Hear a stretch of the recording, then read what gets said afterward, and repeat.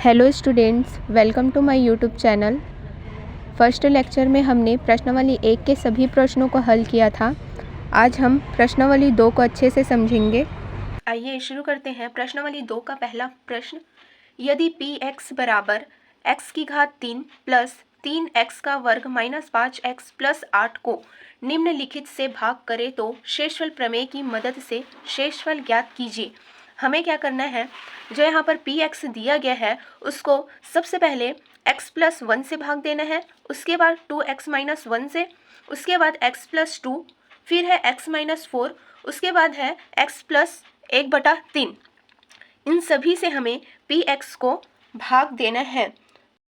P x बराबर हमें क्या दिया गया है, पी एक्स बराबर दिया गया है x की घात 3 प्लस 3x का वर्ग माइनस 5x प्लस 8, और हमें इसको किससे भाग देना है, इसमें दिया गया है सबसे पहले x प्लस 1 से। तो x प्लस 1 को हम gx के रूप में मान सकते हैं। तो gx बराबर 0, तो gx की जगह हम रख सकते हैं x प्लस 1 बराबर 0। तो x बराबर प्लस 1 का पक्षांतर करेंगे तो ये हो जाएगा -1। अब क्या करते हैं हम, ये दिए हैं x की जगह, अब क्या करेंगे, px की जगह हम x की जगह -1 रख सकते हैं, तो ये हो जाएगा p -1।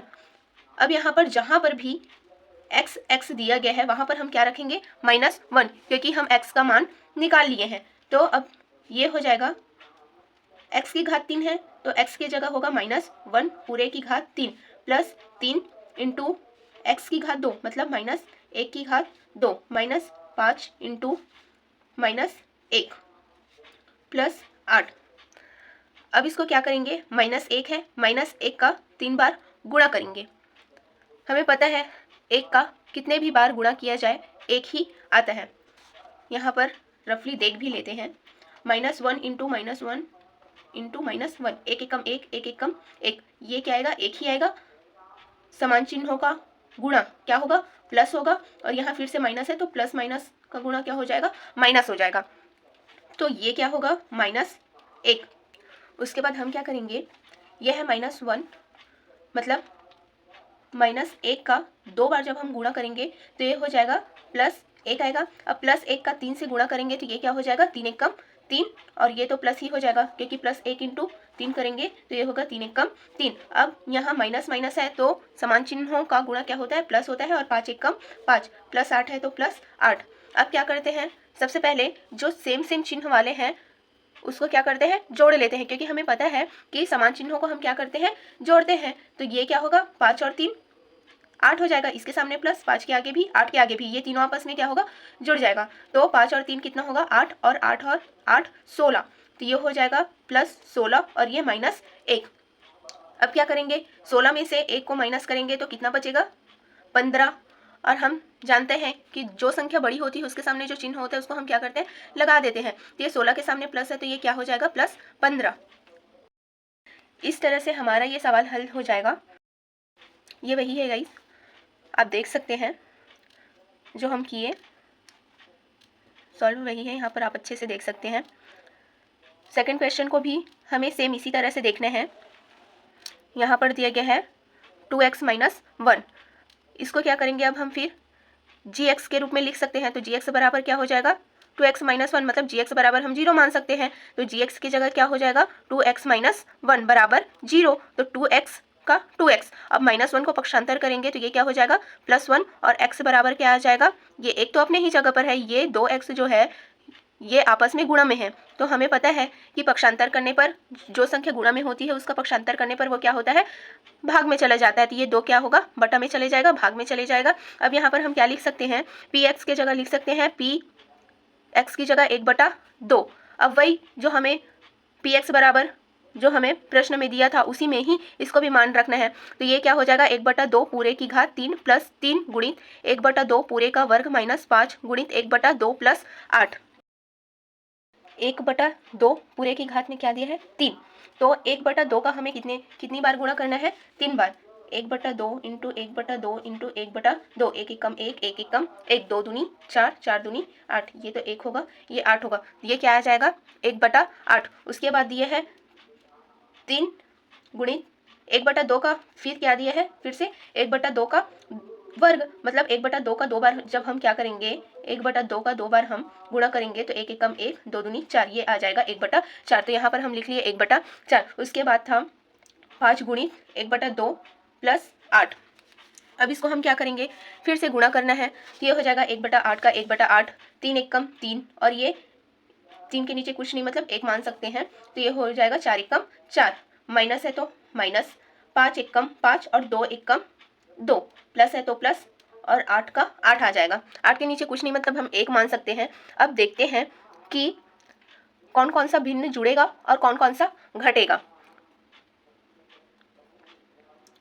भिन्न को हल करने के लिए हम क्या करते हैं, लघुत्तम निकालते हैं। तो यहाँ पर हम क्या करेंगे, इन सभी का लघुत्तम निकालेंगे।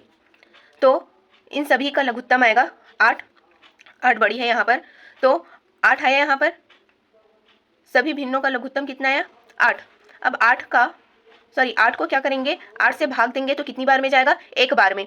तो अंश से क्या करते हैं, उसको गुणा कर देते हैं, तो 8 एकम 8 जाएगा, तो 1 बार में जाएगा, तो ये 1 एकम क्या हो जाएगा, 1, प्लस है तो प्लस। अब 4 को क्या करेंगे, 8 को क्या करेंगे, 4 से भाग देंगे, ये क्या हो जाएगा, 4 दूनी 8, 2 आएगा, तो ऊपर अंश से क्या करेंगे, 2 को गुणा कर देंगे, तो ये हो जाएगा 3 दूनी 6, माइनस है तो माइनस। उसी तरह फिर से 8 को किससे भाग देंगे, 2 से, तो कितना आएगा 4, तो अंश से फिर से क्या करेंगे, गुणा, तो 4 पंचे 20, प्लस है तो प्लस। अब 8 को क्या करेंगे, 1 से भाग देंगे, तो ये 8 बार में जाएगा, तो 8 8 64, ये इस तरह से आएगा। अब देखते हैं इसमें क्या होगा। सबसे पहले हम देख लेते हैं प्लस वाले, 1 के सामने कुछ नहीं, मतलब प्लस है, ये प्लस में है, प्लस 6 प्लस 64, आपस में क्या होगा, जुड़ जाएगा। अब इन तीनों को आपस में जोड़ेंगे तो ये हो जाएगा 71 माइनस 20 बटा 8, तो 71 में से 20 जाएगा, तो बचेगा 51 बटा 8।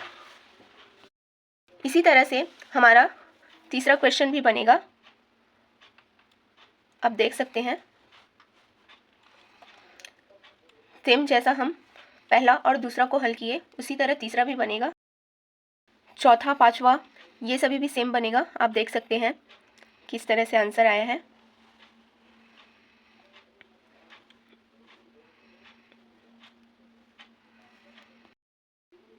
ये दूसरा प्रश्न है हमारा, निम्नलिखित में जांचिए कि क्या gx px का एक गुणनखंड है।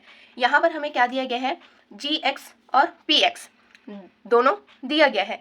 तो सेम जैसा हम पहले प्रश्न को हल किए, सेम उसी तरह इसको भी करना है। यहाँ पर gx बराबर x माइनस 3 दिया है, तो gx बराबर हम क्या कर सकते हैं, 0 मान सकते हैं। इसमें गुणनखंडन क्या करना है, एक निम्नलिखित में जांचिए कि क्या gx px का एक गुणनखंड है। तो अगर इसको हल करने के बाद इसका आंसर 0 आता है तो हम लिखेंगे कि gx px का एक गुणनखंड है, और अगर हमें आंसर जो है वो 0 नहीं मिलता तो हम लिखेंगे कि gx px का एक गुणनखंड नहीं है। आई होप आपको समझ आया होगा। तो इसमें हम क्या करते हैं, gx बराबर दिया है और px बराबर भी दिया गया है, तो gx बराबर हम 0 मान लेते हैं, तो gx के जगह x माइनस 3 बराबर 0, फिर से वही पक्षांतर करेंगे, तो x बराबर -3 का पक्षांतर करेंगे तो कितना आएगा, +3 हो जाएगा। अब उसके बाद px के जगह हम क्या लिख सकते हैं, px के जगह 3, अब x की घात 3 मतलब 3 की घात 3। इसके बाद आ जाएगा यहाँ माइनस है तो माइनस, 4 है तो 4, और x का वर्ग मतलब 3 का वर्ग, प्लस x मतलब प्लस का प्लस, और x की जगह 3 प्लस 6, यहाँ पर हम 6 लिख दिए। अब 3 का 3 बार गुणा करेंगे, 3 का वर्ग मतलब 3 का 3 बार गुणा, तो ये आ जाएगा 27 माइनस और प्लस, मतलब कि ये तो +3 है, ये तो प्लस में है, तो 3 का 2 बार गुणा करेंगे तो कितना आएगा, 9, ये 9 है,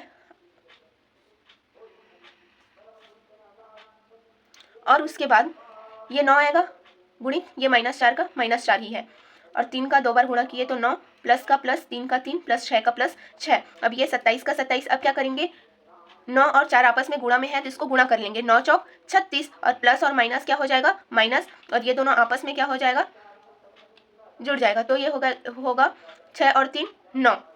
तो फिर से हम देख लेते हैं, इसमें जो सेम चिन्ह वाले हैं उसको हम क्या करते हैं, जोड़ लेते हैं, तो +27 और +9 आपस में जुड़ जाएंगे, तो इन दोनों को जोड़ेंगे तो आ जाएगा हमारा +36 और यहाँ -36 है, तो प्लस और माइनस क्या हो जाएगा, +36 में से -36 गया 0, तो हम इसको लिख सकते हैं GX PX का गुणनखंड है। सेम इसी तरह से हमारा दूसरा सवाल भी बन जाएगा। यहाँ पर दिए है GX बराबर x + 1, PX बराबर 2x का वर्ग प्लस x की घात 2 माइनस 2x + 1। अब इसको क्या करेंगे, gx बराबर 0, तो gx बराबर हम क्या रख सकते हैं, x + 1, क्योंकि x + 1 दिए है बराबर 0, तो x बराबर क्या हो जाएगा, +1 का पक्षांतर करेंगे तो -1 हो जाएगा। अब px के जगह -1 का यहाँ पर मान रखेंगे तो ये हो जाएगा -1 की घात 3। अब -1 का 3 बार गुणा करेंगे तो कितना आएगा, -1 आएगा, और -1 और 2 का गुणा करेंगे तो कितना आएगा, 2 1 कम 2 और माइनस है तो माइनस, और ये प्लस का प्लस माइनस, सॉरी ये क्या होगा, -1 का 2 बार गुणा करेंगे तो कितना आएगा, +1 आएगा, +1 आएगा, तो प्लस और प्लस क्या हो जाएगा, प्लस और 1 का 1, और इन दोनों का आपस में गुणा करेंगे तो माइनस माइनस क्या हो जाएगा, प्लस, और 2 1 कम 2 +1। उसके बाद फिर है इसमें जो प्लस के साथ है उसको क्या करेंगे, जोड़ देंगे, तो +1 + 2 + 1 ये सभी क्या होगा, जुड़ जाएगा, तो 2 और 1 3, 1 4, 4 -2 है तो -2, तो 4 में से 2 गया कितना बचेगा, 2, तो यहाँ पर हम लिख सकते हैं GX PX का गुणनखंड नहीं है। उसके बाद तीसरा को भी आप इसी तरह से ही बना लेंगे, चौथा का, फिर ये है पांचवा। तीसरा प्रश्न है, निम्नलिखित में a का मान ज्ञात कीजिए जबकि GX PX का एक गुणनखंड है। तो इसके लिए हम क्या करेंगे, सेम जैसा बनाए थे वैसा ही इसको बनाएंगे। GX बराबर 0, तो GX बराबर क्या दिया है, x + 1, तो x बराबर क्या हो जाएगा, ये -1। अब यहाँ पर PX बराबर भी हम क्या करेंगे, 0 करेंगे, x बराबर कितना निकल गया है, -1, तो PX x की जगह हम क्या रखेंगे, -1, तो PX बराबर भी यहाँ पर हमें क्या लेना है, 0 लेना है, क्योंकि हमें a का मान ज्ञात करना है। तो PX बराबर कितना दिया गया है, x का वर्ग प्लस ax + 2, यहाँ पर लिखेंगे बराबर 0, तो x की जगह हम क्या करेंगे, x का मान रखेंगे तो ये क्या हो जाएगा, -1 का वर्ग, प्लस है तो प्लस a की जगह a और x की जगह -1, प्लस का प्लस 2 की जगह 2 बराबर 0, तो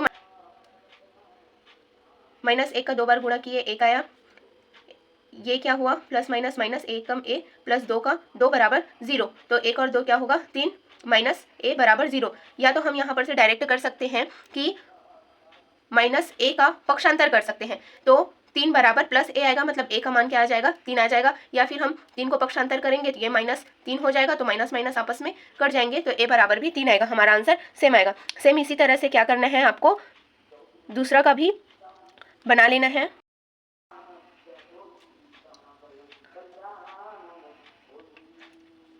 उसके बाद ये है तीसरा का। उसके बाद चौथा क्वेश्चन है, यदि GT PT का एक गुणनखंड हो तो T का मान ज्ञात कीजिए। ये भी सेम GX PX की तरह ही है, यहाँ पर x की जगह TT दिया है और T का मान ज्ञात करना है, जैसे हम a का मान ज्ञात करते थे, सेम उसी तरह से ही। अब देख सकते हैं यहाँ पे GT मतलब वही जो GX लिखते थे, तो यहाँ पर भी पक्षांतर करेंगे तो T बराबर +3 हो जाएगा, PT बराबर 0 मानेंगे तो PT का मान रखेंगे बराबर 0, तो T बराबर कितना निकला, 3, तो यहाँ पर जहाँ पर भी T है वहाँ पर T का मान रखेंगे तो क्या होगा, A का मान हमें मिल जाएगा। उसके बाद पांचवा क्वेश्चन है, यदि GY PY का एक गुणनखंड हो तो Y का मान ज्ञात कीजिए। यह भी सेम उसी तरह से ही है, आप इसको भी बना सकते हैं।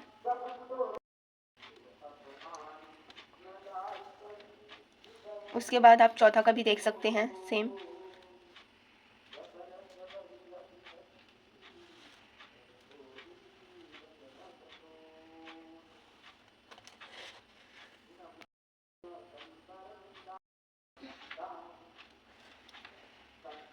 चौथा और पांचवा सेम बनेगा गाइस। यहाँ पर दिया है f(x) को x का वर्ग -16 से भाग दिया जाता है तब शेषफल 5x + 3 है। जब इसी बहुपद को x + 4 से भाग दिया जाए तब शेषफल क्या होगा। इसमें क्या करना है, f(x) बराबर हम क्या मान लिए, x का वर्ग -16, फिर क्या मान लिए हम, f(x) बराबर 5x प्लस 3, तो fx बराबर 0। तो fx की जगह हम क्या रखेंगे, x का वर्ग माइनस 16। तो x का वर्ग बराबर ये प्लस 16 हो जाएगा। x बराबर वर्ग को हम क्या करेंगे, इधर लाएंगे, तो ये वर्गमूल 16 हो जाएगा, प्लस माइनस वर्गमूल 16। अब x बराबर क्या हो जाएगा, 16 किसका वर्ग है, 4 का। तो 4 का वर्ग 16 होता है, तो इसको हम इस तरह से भी लिख सकते हैं। तो ये वर्गमूल क्या हो जाएगा, आपस में कट जाएंगे, तो ये प्लस माइनस 4 बचेगा x बराबर। तो x बराबर क्या हो जाएगा, +4 और -4। चौथा का भी सेम इसी तरह से बनेगा। अब इसका आगे का हम देख सकते हैं। f(x) बराबर अब हम क्या मानेंगे, 5x प्लस 3। तो f बराबर हमारा कितना निकला है, एक बार हम क्या करेंगे, +4 को लेकर चलेंगे और एक बार हम क्या करेंगे, -4। तो f +4, तो इसी में हम मान रखेंगे, तो ये हो जाएगा 5 गुणित x की जगह 4 प्लस 3, 5 चौक 20 प्लस 3, 20 और 3 कितना हो जाएगा, 23। अब हम -4 मानेंगे क्योंकि हमारा x बराबर पहले +4 और -4 दोनों आए हैं, तो पहले हम क्या किए, +4 लेकर के बनाए, उसके बाद -4 बराबर 5 गुणित -4 प्लस 3। तो ये 5 चौक 20 और प्लस माइनस का गुणा होगा तो क्या हो जाएगा, -+3। तो ये क्या हो जाएगा, -20 में से 3 गया, -17 बचेगा, 20 में से 3 जाएगा 17 और 20 बड़ा है इसके सामने, माइनस है, तो ये हो जाएगा -17। उसके बाद gx बराबर कितना बोला गया है, बहुपद को x + 4 से भाग दिया जाए, तो gx बराबर क्या है, x + 4। तो gx बराबर 0। तो gx बराबर कितना दिया, x + 4 बराबर 0। तो x बराबर क्या हो जाएगा, पक्षांतर करेंगे तो -4। fx बराबर क्या हो जाएगा, मतलब इसी -4 को हम यहाँ पर लेकर चलेंगे। तो ये 5x प्लस 3, जैसा कि हम यहाँ पर लेकर चले थे वैसे ही 5x प्लस 3 है। तो 5 गुणित x की जगह -4 प्लस का प्लस 3 का 3, 5 चौक 20 हो जाएगा, -20 प्लस 3। तो ये भी कितना बचेगा, सॉरी आपको दिखाई नहीं दे रहा था, आप देख सकते हैं। fx की जगह रखेंगे 5x प्लस 3, ये इस तरह से बन जाएगा। तो कंप्लीट होता है हमारा प्रश्नावली 2। नेक्स्ट वीडियो में हम अच्छे से प्रश्नावली 3 को समझेंगे।